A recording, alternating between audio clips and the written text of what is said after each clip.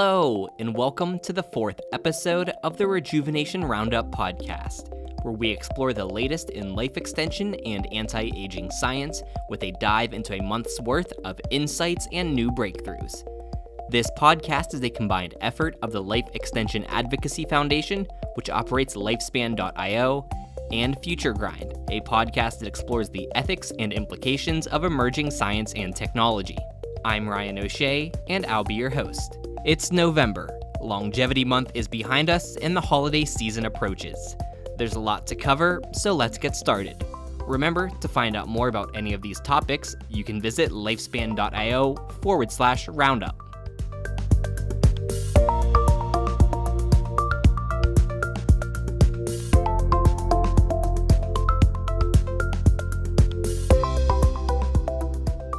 Last month, we told you about the early success of Dr. David Sinclair's NAD Mouse Project crowdfunding campaign, which is raising funds to test NAD precursor, NMN, on mice to see whether the anti-aging benefits demonstrated in smaller-scale studies are confirmed.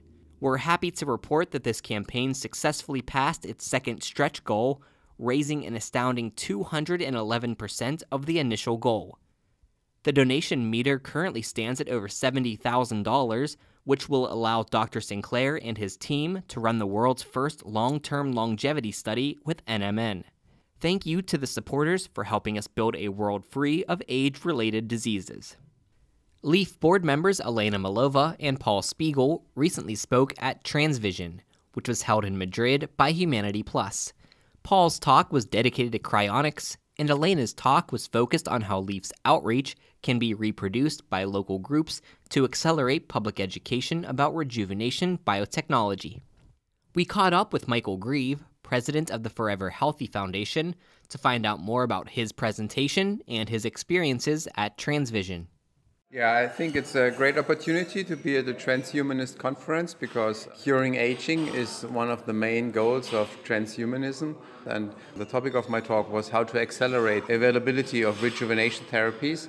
And basically I talked about the different things apart from advocacy that Lifespan.io is doing very well, should be done to accelerate the availability of therapies for as many people as possible. It's not enough to accelerate future therapies and make them available as soon as possible, but these therapies are not here right now, so the only thing that we could do right now is use all the technology and all the medical knowledge that's available right now, and this is a major project of the Forever Healthy Foundation. It's called the Personal Longevity Strategy, and it's an open source knowledge base that we work on that enables people to make up their mind holistically on what could they do to stay healthy right now so that they're still in good shape when actual rejuvenation therapies arrive.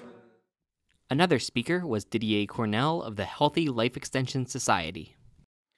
So my talk was about the possibility to organize clinical trials for people old enough that it is really useful and that it could be going fast to see results.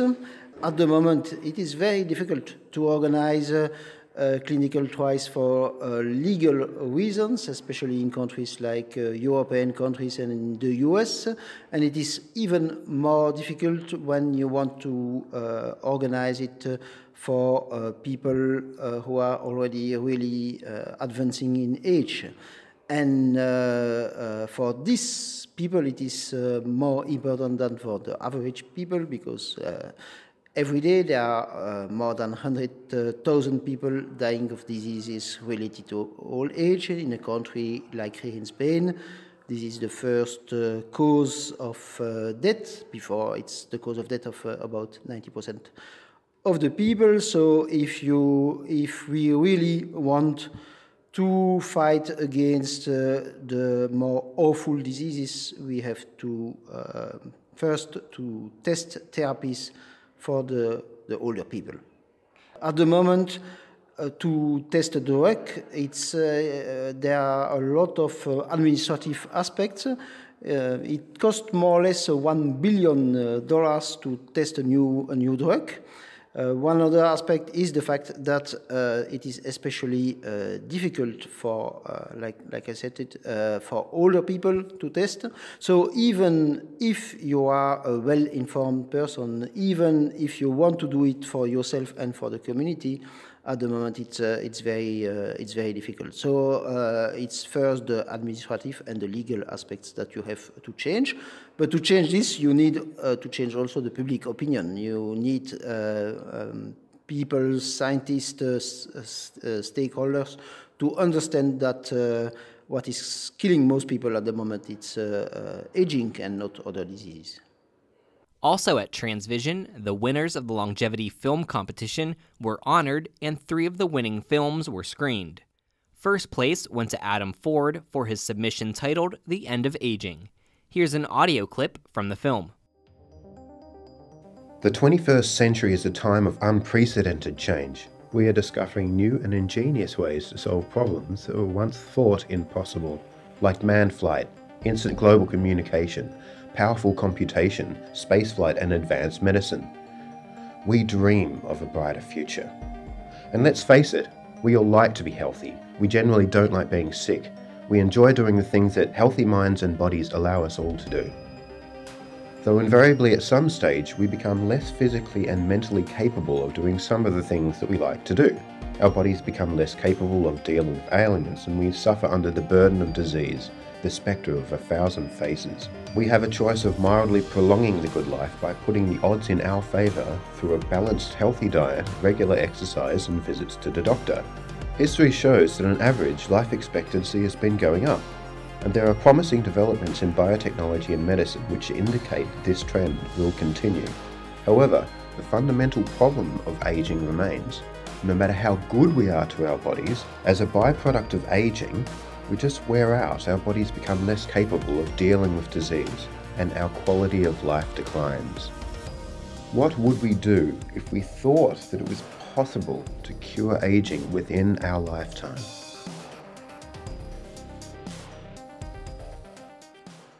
Charlie Cam won 3rd place in the competition for his film titled Undoing Aging. We spoke with him to find out more about the experience. The story in the film is about a guy who is trying to get a date with a woman he finds attractive. And in the course of doing so, he learns about the benefits of anti-aging.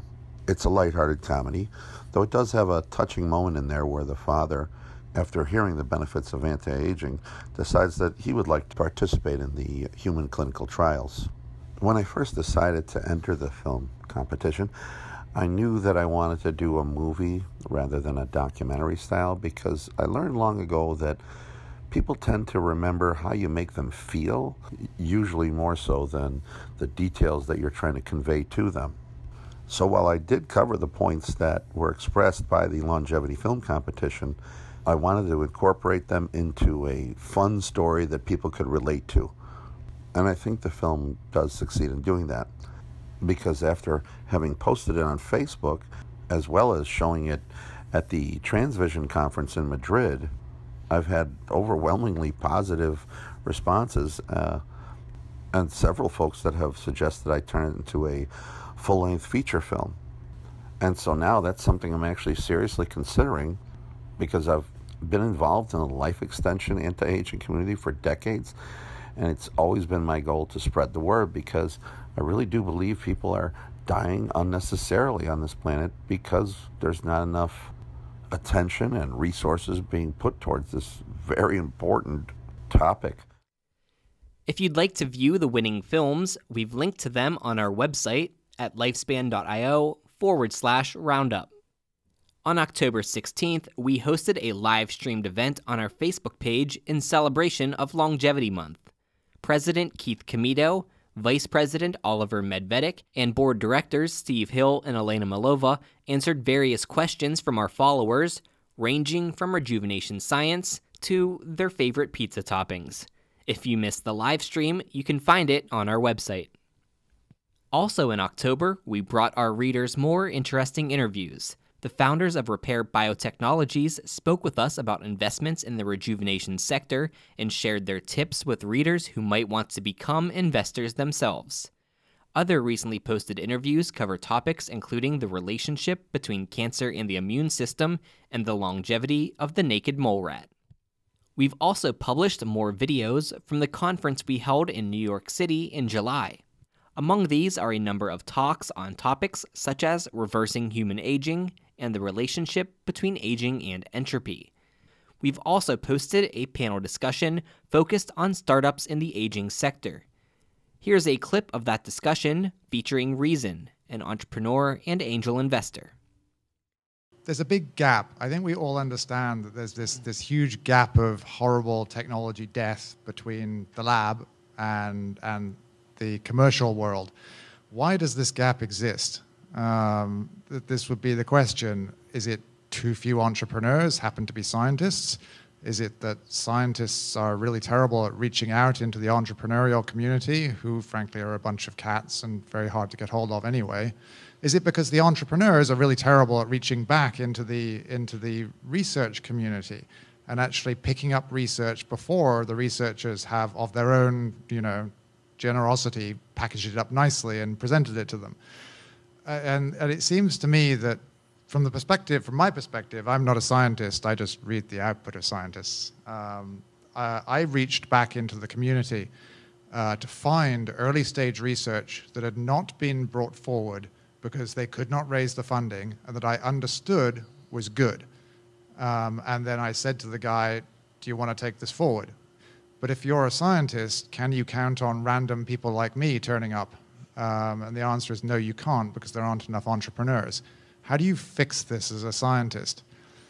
My thinking is that you probably find the inverse of what I did, and you find a way to make that work.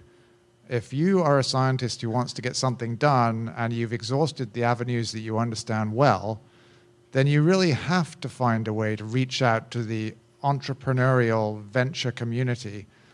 And more than that, that community has to provide you a landing pad that you can actually find, because right now it's cats in a dark forest.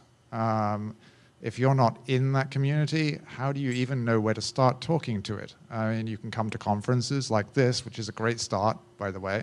But aside from that, it's quite clearly the case that I think the entrepreneurial VC side is really not doing enough to make this easy. It has to be coming from both sides. And because this is not a very mature marketplace, we're still figuring this out. And we need to build the institutions. And that will come from both directions. And it will start with the ad hoc stuff where people have conferences and they bump into people and say, will you do this thing? And sometimes they say yes. But it has to get better than that.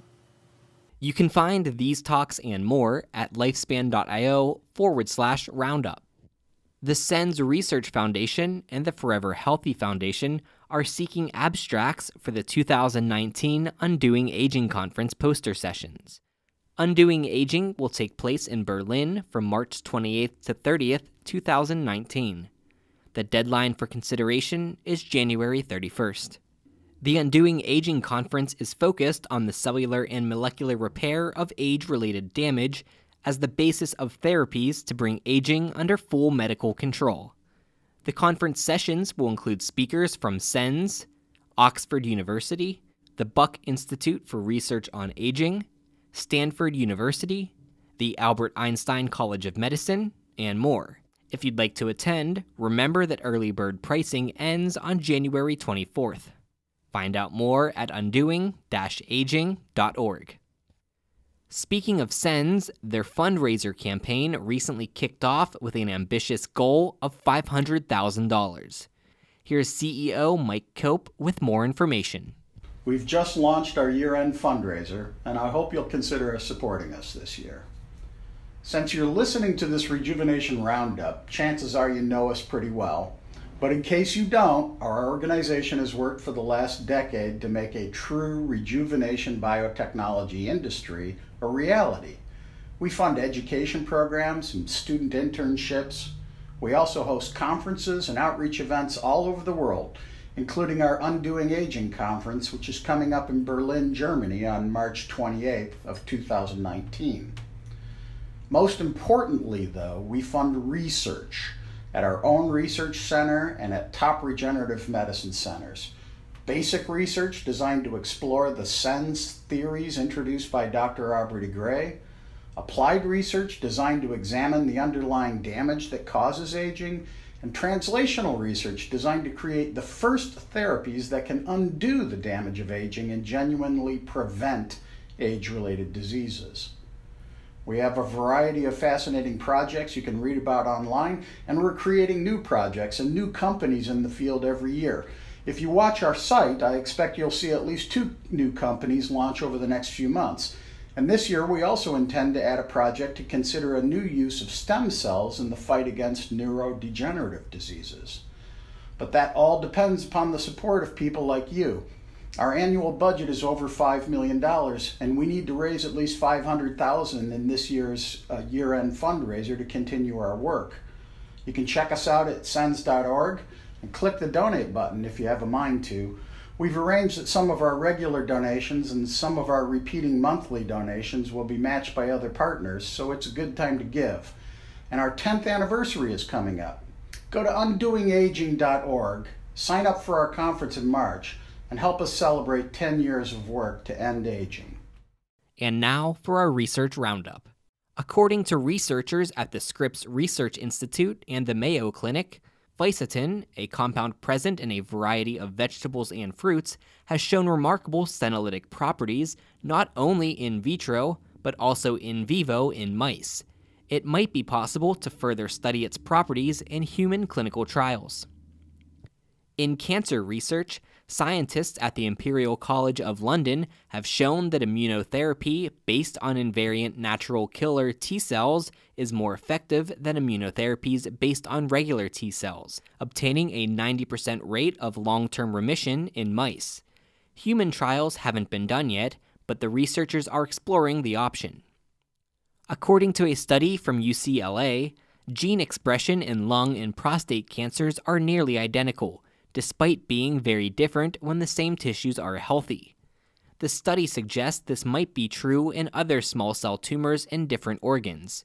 The discovery might offer a new way of targeting many deadly cancer types. There's a new marker for Alzheimer's disease thanks to CRISPR. Researchers at Spain's IBPM found out that brain cells of patients suffering from non-hereditary Alzheimer's disease are deficient in a protein called STIM1. To study the effects of this deficiency, they used CRISPR to silence the gene responsible for the production of the protein. In a recent study by the Salk Institute, scientists managed to use gene therapy to turn cells in wounds into cells responsible for the formation of the outer layers of the skin. In mice, this technique successfully patched up a wound in a little less than a month. This research is not ready to be tried in humans, but the work continues. Senescent cells and senolytics have been getting some attention in the wider media recently. An article published by The Guardian talks about senescent cells, senolytics, and the companies working on getting this technology into the clinics as fast as possible. The topic of senolytics is further discussed in a recent interview with Dr. Judith Campisi by the MIT Technology Review. If you would like to find out more about any of these topics, you can do so at lifespan.io/roundup. We also have links to articles on epigenetics from Long Long Life, an article about the relationship between DNA damage and cancer risk, and a paper discussing the threat that age-related ill health poses to our society. Coming up in November, the Healthy Life Extension Society will host the 4th EHA Conference in Brussels from November 8th to November 10th.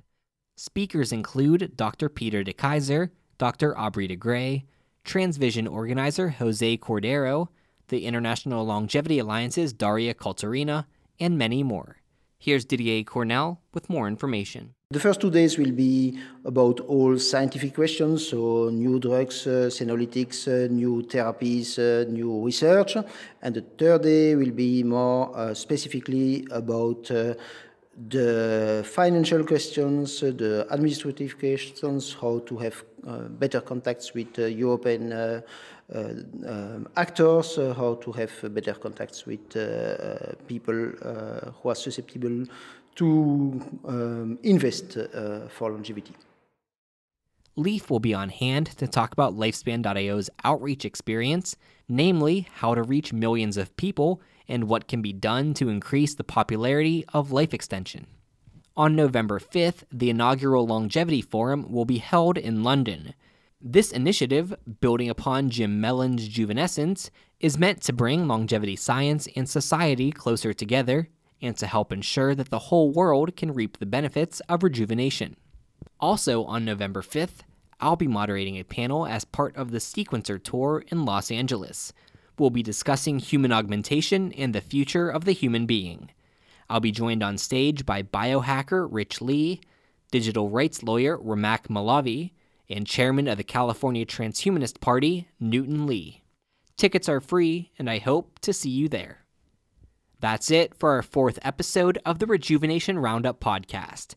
Don't forget, you can get additional deep dives into science, technology, and futurism on the Future Grind podcast. Find out more at futuregrind.org. Once again, I'm your host, Ryan O'Shea, and on behalf of the team at Leaf, we wanted to thank you for joining us. We hope to see you next time on the Rejuvenation Roundup podcast.